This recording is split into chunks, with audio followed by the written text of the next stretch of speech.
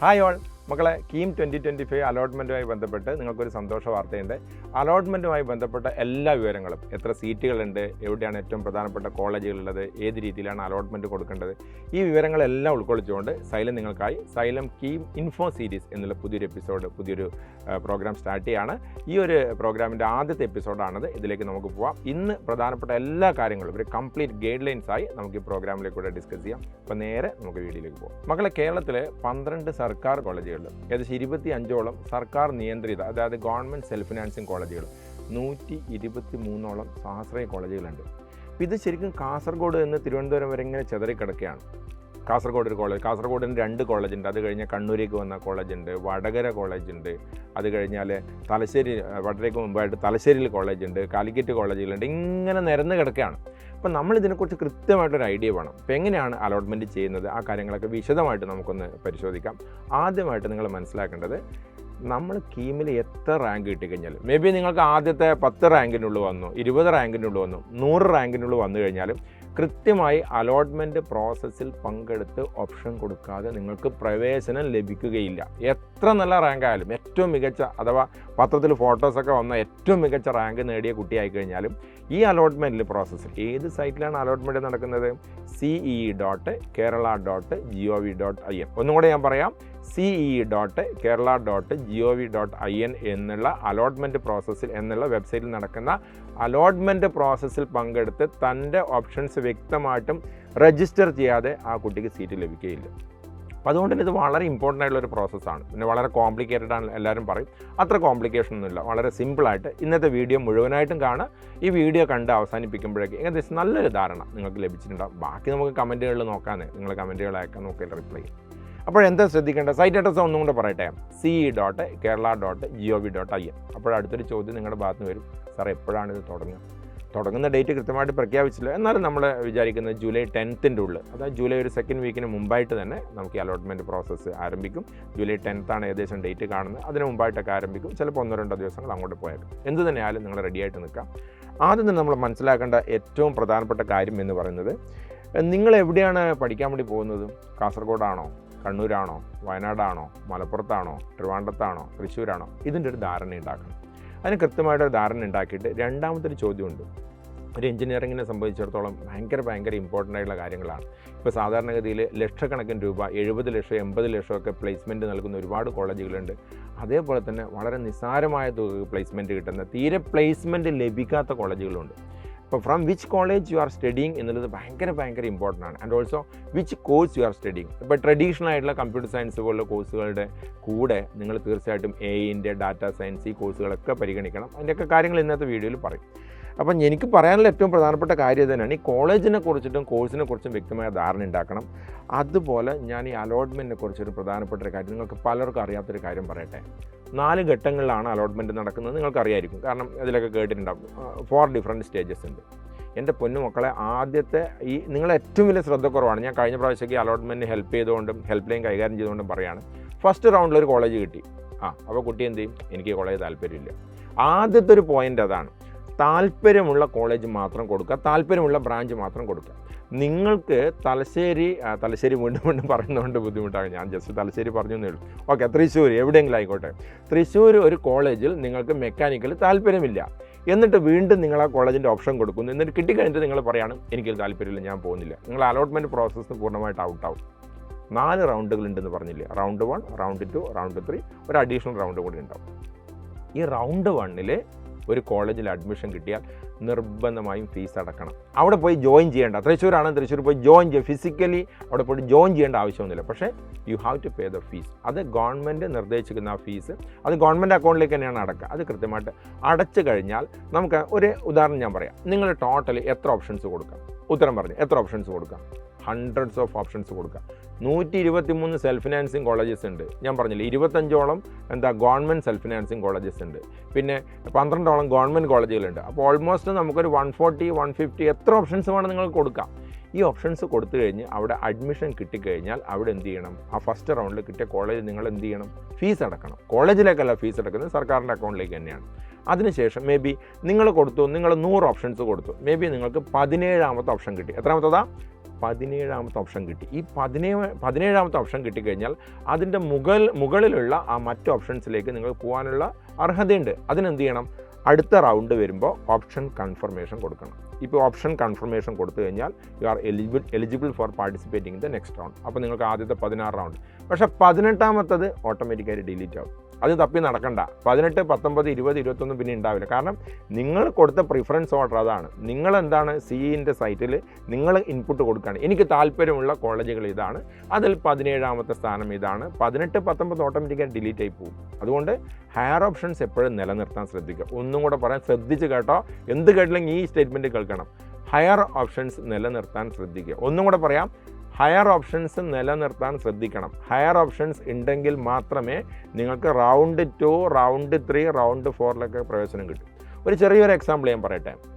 അത്യാവശ്യം കുഴപ്പമില്ലാത്ത rank 7347 rank കിട്ടിയൊരു കുട്ടി ശ്രദ്ധിക്കാതെ ഓപ്ഷൻ നമ്പർ 1 ആയിട്ട് എവിടെയോ ഉള്ള വളരെ റിമോട്ടായിട്ടുള്ള ഒരു സെൽഫ് ഫിനാൻസിങ് കോളേജ് കൊടുത്തു. സ്ഥലത്തിൻ്റെ പേര് ഞാൻ പറഞ്ഞില്ല, എവിടെയെങ്കിലും വളരെ റിമോട്ടായിട്ടുള്ള, അവനറിയില്ല, ആരോ പറഞ്ഞു ഇങ്ങനെ കൊടുക്കണം, ഫസ്റ്റ് ഓപ്ഷനായിട്ട് കൊടുത്തു. അവന് തീർച്ചയായിട്ടും ഈ 7000 റാങ്ക് റേഞ്ച് വന്നതുകൊണ്ട് തന്നെ ഒരു ഗവൺമെൻറ് സീറ്റ് കിട്ടാനും സാധ്യത ഉണ്ടായിരുന്നു. പക്ഷേ ഇവൻ എന്താ ചെയ്തത്? ഇവൻ ചെയ്തൊരു വിഡ്ഢിത്തം തന്നെ പറയേണ്ടി വരും. ഫസ്റ്റ് ഓപ്ഷനായിട്ട് സെൽഫ് ഫിനാൻസിങ് കോളേജ് കൊടുത്തു. ഓട്ടോമാറ്റിക്കായിട്ട് ഫസ്റ്റ് റൗണ്ടിൽ തന്നെ ഈ കുട്ടിക്ക് എന്ത് കിട്ടും?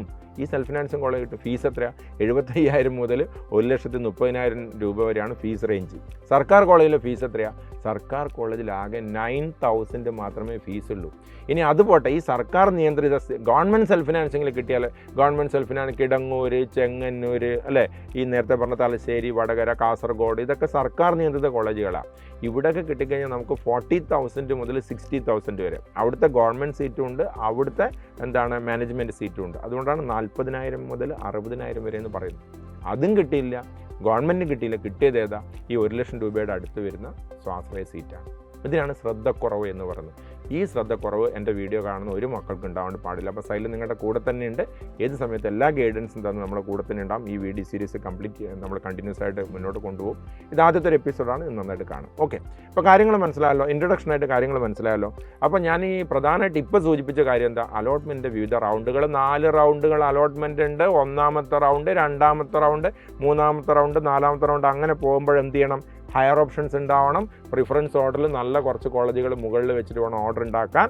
അങ്ങനെ കിട്ടിക്കഴിഞ്ഞാൽ ഓപ്ഷൻ കൺഫർമേഷൻ നടത്തി കഴിഞ്ഞാൽ കിട്ടിയതിൽ വലിയ താല്പര്യമില്ല, സാറ്റിസ്ഫൈഡ് അല്ല, അടുത്തതിൽ പോകണമെന്നുണ്ടോ അങ്ങനെ ചെയ്യാം.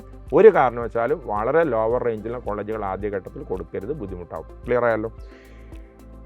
പിന്നെ ഞാൻ പറഞ്ഞ കാര്യം എന്ന് വെച്ചാൽ നേരത്തെ പറഞ്ഞതിനൊന്നും കൂടെ റിപ്പീറ്റ് ചെയ്യാം. മക്കൾ 3 തരത്തിലുള്ള കോളേജുകളുണ്ട് കേരളത്തിൽ, അറിയോ? ഒന്ന് ഗവൺമെൻറ് മേഖല, രണ്ടാമത്തെ ഇപ്പോൾ ഞാൻ പറഞ്ഞു 5 മിനിറ്റ് മുമ്പ് ഞാൻ പറഞ്ഞതാണ്. ഒന്ന് ഗവൺമെൻറ് മേഖല, രണ്ടാമത്തത് ഗവൺമെൻറ് സെൽഫ് ഫിനാൻസിങ് മേഖല, മൂന്നാമത്തത് സ്വാശ്രയം എന്ന് പറയുന്ന സെൽഫ് ഫിനാൻസിങ് മേഖല.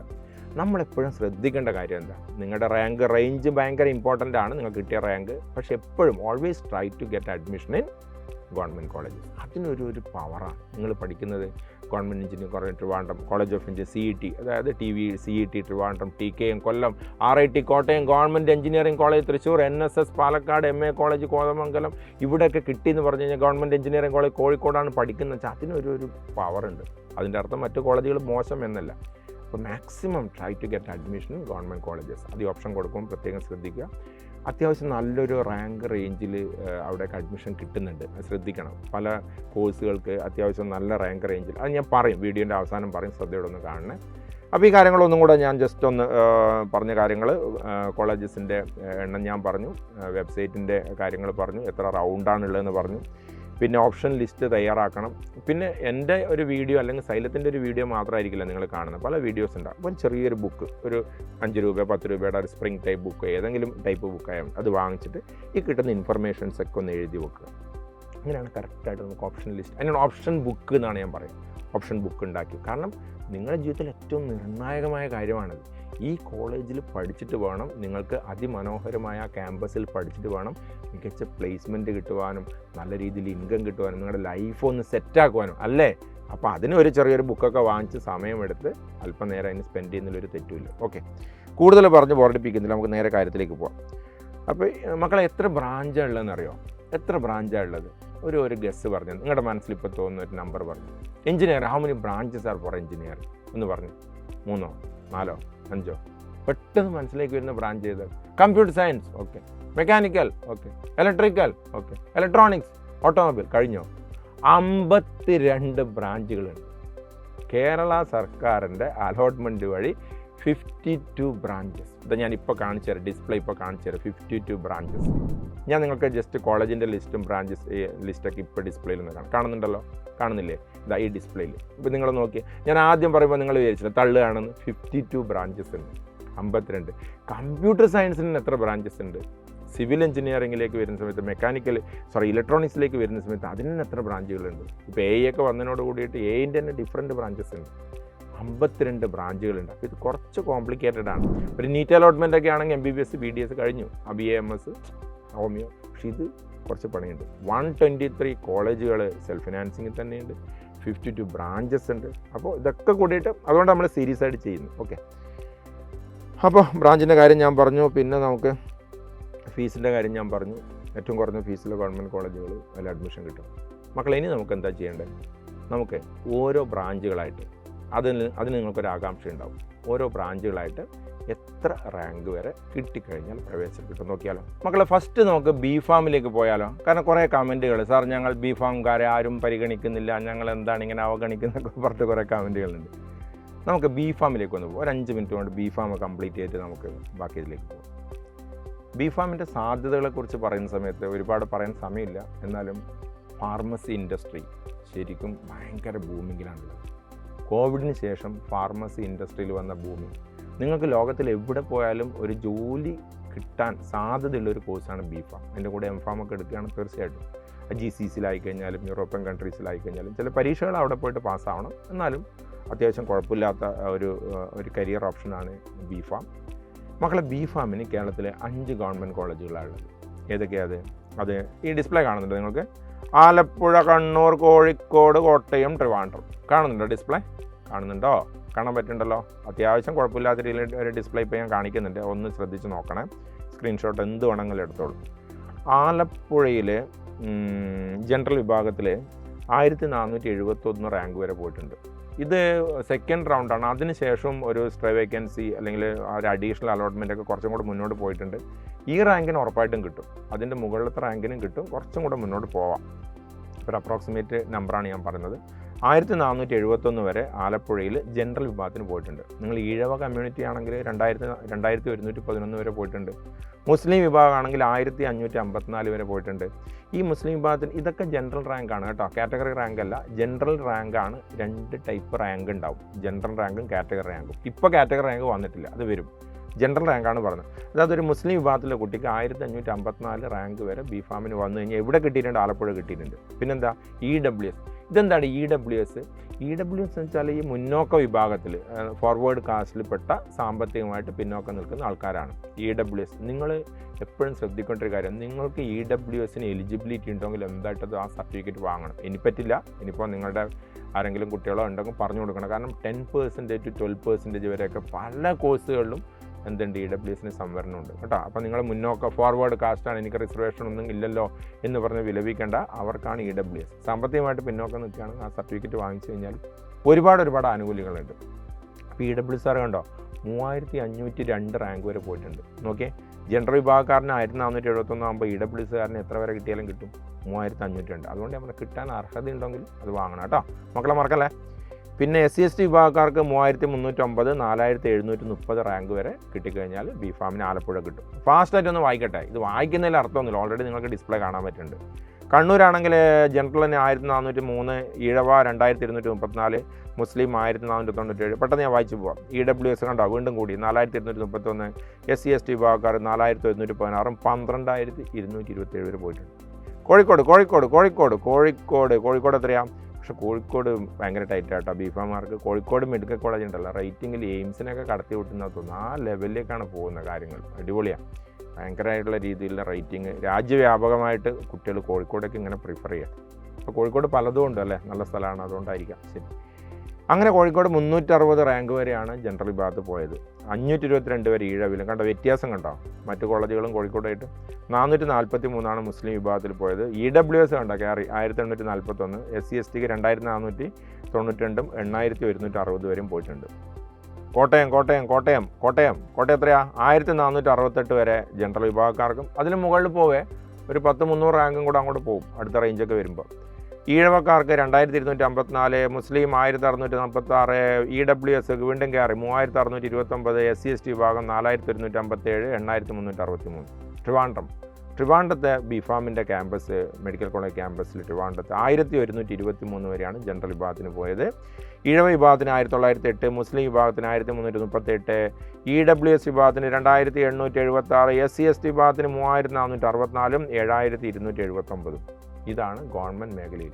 അപ്പോൾ ഇത് നമ്മൾ എന്താ മനസ്സിലാക്കേണ്ടത്? ഒന്ന് പറഞ്ഞു, ഒരു അസംഷൻ പറഞ്ഞു, ഒരു കൺക്ലൂഷൻ പറഞ്ഞു. എൻ്റെ പൊന്നുമക്കളെ, നമുക്ക് ബിഫാമിനെ ഒരു ഗവൺമെൻറ് മേഖലയിൽ അഡ്മിഷൻ കിട്ടണമെങ്കിൽ 1500, 1600 റാങ്കിൻ്റെ ഉള്ളിൽ വന്നാൽ സുന്ദരമായിട്ട് സുഖമായിട്ട് ഗവൺമെൻറ് മേഖലയിൽ അഡ്മിഷൻ കിട്ടും. പിന്നെ നിങ്ങൾ കാറ്റഗറി ഏതാണെന്ന് നോക്കുക. എല്ലാ കാറ്റഗറിയും ഞാനിതിൽ ഉൾപ്പെട്ടിട്ടില്ല, ഒരുപാട് കാറ്റഗറി ഉണ്ട്. ഞാൻ പെട്ടെന്ന് ഒരു 3-4 അത്ര സ്പേസ് ഉള്ളൂ ഈ സ്ക്രീനിൽ, നിങ്ങൾക്കറിയാമല്ലോ. അതുകൊണ്ടാണ് എല്ലാം പറയാത്തത്. നമ്മുടെ CEൻ്റെ വെബ്സൈറ്റിൽ എല്ലാ പ്രീവിയസ് റാങ്കും അവൈലബിൾ ആണ്, നോക്കിയാൽ മതി. മക്കളെ, അപ്പോഴേ ഈ സെൽഫ് ഫിനാൻസിങ്ങോ സ്വാശ്രയ കോളേജില്ലേ? നമുക്ക് സാധാരണ ഗവൺമെൻറ് കിട്ടിയില്ല പിന്നെ എന്താ ചെയ്യുക? പഠിക്കാതിരിക്കാൻ പറ്റുമോ? ആഗ്രഹം വേണ്ടാന്ന് നോക്കാൻ പറ്റുമോ?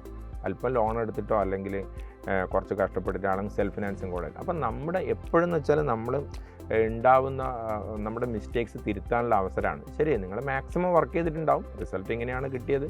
ഇനിയിപ്പോൾ ഞാൻ നിങ്ങളോട് പറയുകയാണ്, നിങ്ങൾക്ക് ഇനിയിപ്പോൾ ഒരു നല്ല ആത്മവിശ്വാസമുണ്ട്, ഒരു പ്രാവശ്യം കൂടെ ഒന്ന് റിപ്പീറ്റ് ചെയ്ത് കഴിഞ്ഞാൽ കയറാമെന്ന് തോന്നുകയാണ്, തീർച്ചയായും നമ്മുടെ JEE ബാച്ചിലോ ഇനി നീറ്റിൻ്റെ സ്റ്റുഡൻസ് ആണെങ്കിൽ അതിലൊക്കെ റിപ്പീറ്റ് ചെയ്യുക. നമ്മുടെ പുതിയ ബാച്ചുകളൊക്കെ തുടങ്ങുന്നുണ്ട്. അപ്പോൾ തീർച്ചയായിട്ടും നിങ്ങൾക്ക് അതൊക്കെ പരിഗണിക്കാം. ആത്മവിശ്വാസം, നിങ്ങളുടെ കഴിവ് എത്രയുണ്ട് നിങ്ങൾക്ക് അറിയും. അപ്പോൾ നിങ്ങളുടെ ഒരു കപ്പാസിറ്റി നിങ്ങൾക്ക് തോന്നും. ഇനി ഒരു ദിവസത്തെ ഒരു പെർഫോമൻസ് ആണ് ഈ എക്സാമിനേഷൻ. ചിലപ്പോൾ ആ ദിവസം നിങ്ങൾ മെൻ്റലി ഡൗൺ ആണെങ്കിലോ എന്തെങ്കിലും ഫിസിക്കൽ ഇഷ്യൂസ് ഉണ്ടെങ്കിൽ വിചാരിച്ച രീതിയിൽ പെർഫോം ചെയ്യാൻ പറ്റില്ല എന്ന് വരാം. അതിൻ്റെ അർത്ഥം നിങ്ങൾ മോശക്കാരാണെന്നല്ല.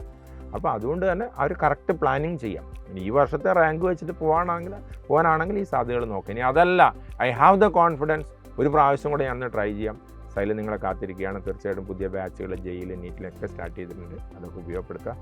Thank you. അപ്പോഴേ ഇതിൻ്റെ കാര്യം കൂടി ഞാൻ പറഞ്ഞുതരാം. സെൽഫ് ഫിനാൻസിങ് എന്ന് പറയുമ്പോൾ കുറച്ച് ഫീസ് കൂടെ, പിന്നെ പല കോളേജുകളുടെയും റേറ്റിംഗ് ശ്രദ്ധിക്കണം. ഡിഫൈൻഡ് കോളേജിലേക്ക് പോകുമ്പോൾ അതിൻ്റെ ഒരു മൊത്തത്തിലുള്ള കാര്യങ്ങളൊക്കെ നോക്കി അടുത്ത അഭിപ്രായമൊക്കെ നോക്കിയിട്ടൊന്ന് പോകണം. സെൽഫ് ഫിനാൻസിങ് കോളേജുകളിൽ 28,000 വരെ, ബിഫാമിൻ്റെ റാങ്ക് 28,000 വരെ കഴിഞ്ഞ പ്രാവശ്യം കിട്ടിയിട്ടുണ്ട്. അതിങ്ങനെ പോവാണ്. 11,000, അത് ഓരോ ഒരുപാട് കോളേജുകളുണ്ട്. 11,000, 12,000, 13,000, 13,800, 14,800, 16,000, 17,800 അങ്ങനെ പോയി 28,000 വരെ ബിഫാം റാങ്ക് ലിസ്റ്റിൽ ഉൾപ്പെട്ട കുട്ടിക്ക് സ്വാശ്രയ ബിഫാം കോഴ്സുകളിൽ പ്രവേശനം കിട്ടിയിട്ടുണ്ട്. ഫീസ് വേരിയേഷൻ കേട്ടോ. അപ്പോൾ അതിലേക്ക് പോകാൻ ചാൻസ് ഉണ്ട്, സാധ്യത ഉണ്ടെങ്കിൽ നോക്കാം. ക്ലിയർ ആയല്ലോ ഞാൻ പറഞ്ഞത്? പിന്നെ ഗവൺമെൻറ് കോളേജ് കിട്ടണമെങ്കിൽ ഇത്ര റാങ്ക്, ഇതിൻ്റെ സ്ക്രീൻഷോട്ട് എടുത്ത് നോക്കാം. ഇനി അത് ക്ലിയർ ആവുന്നില്ലേ നിങ്ങൾക്ക് എന്ത് ചെയ്യാം? CEൻ്റെ സൈറ്റിൽ നോക്കാം. മക്കളെ, പിന്നെ ഈ ഒരു 28,000 വരെ എന്ന് വെച്ചാൽ അത് വിചാരിച്ച് നിൽക്കേണ്ട. അതിൽ പല കോളേജുകളുടെയും അടിസ്ഥാന സൗകര്യങ്ങളില്ലാത്ത കോളേജുകളുണ്ട്, കുറച്ച് കംപ്ലയിൻസ് ഒക്കെ ഉള്ള കോളേജുകളുണ്ട്. അതൊക്കെ ശ്രദ്ധിക്കണം. അതങ്ങനെ ഓരോ കോളേജിൻ്റെ പേര് ഞാൻ പറഞ്ഞതിൽ മോശമാണ്. അതുകൊണ്ട് വളരെ ശ്രദ്ധിച്ച് അഡ്മിഷൻ എടുക്കുന്നതിന് മുമ്പ് കാര്യങ്ങൾ നോക്കാം. ഓക്കെ, ഞാനിനി എഞ്ചിനീയറിങ്ങിൻ്റെ കാര്യങ്ങളിലേക്ക് പോവാണ്. ഏത് ബ്രാഞ്ച് ആദ്യം പറയണ്ടേ? നിങ്ങളൊരു ചോയ്സ് പറഞ്ഞേ, ഏത് ബ്രാഞ്ചാണ്? എഞ്ചിനീയറിങ്ങിൻ്റെ ഫസ്റ്റ് ഏത് ബ്രാഞ്ചിൻ്റെ കാര്യമാണ് പറയേണ്ടത്? ഏതാ? കമ്പ്യൂട്ടർ സയൻസ് അല്ലേ? നിങ്ങളുടെ മനസ്സിൽ ഞാൻ വായിച്ചില്ലേ? Computer science. കമ്പ്യൂട്ടർ സയൻസ് നോക്കാം. ഓക്കെ, ബിഫാം ഞാൻ പെട്ടെന്ന് പറഞ്ഞു തീർത്തില്ലേ? പക്ഷേ എഞ്ചിനീയറിങ് അങ്ങനെ പറ്റില്ല. ഒരുപാട് കോളേജുകളുണ്ട്. സ്വാശ്രയ മേഖലയിൽ കോളേജുണ്ട്, ഗവൺമെൻറ്റിലുണ്ട്. ഗവൺമെൻറ് സെൽഫ് ഫിനാൻസിങ്ങിൻ്റെ കുറച്ച് പാടാണ് ഈ ഡാറ്റയൊക്കെ എടുത്ത്. എന്നാൽ ഒരു ഡിസ്പ്ലേ നിങ്ങൾക്കായിട്ട് ഞാൻ റെഡിയാക്കിയിട്ട് കാണാൻ പറ്റുന്നുണ്ടോ? അതിൽ എനിക്ക് 2 ഡാറ്റ അവൈലബിൾ അല്ല കേട്ടോ. ഇടുക്കി വയനാട് കിട്ടിയിട്ടില്ല. ബാക്കിയൊക്കെ ഡാറ്റയൊക്കെ ഞാനങ്ങനെ നിങ്ങൾക്ക് വേണ്ടി തപ്പി പിടിച്ച് കൊണ്ടുവന്നിട്ടുണ്ട്. ഓക്കെ, ഇതൊക്കെ ശരിക്കും നിങ്ങളെ അലോട്ട്മെൻറ്റ് ബുക്കിന് വേണ്ടി തയ്യാറാക്കേണ്ട സംഗതിയാണ് നിങ്ങൾക്ക് വേണ്ടി ഞാൻ ചെയ്തത്. ഓക്കെ, ശരി മക്കളെ. ട്രിവാൻഡ്രത്ത് അല്ലേ, ഏതാ പറയുന്നത്?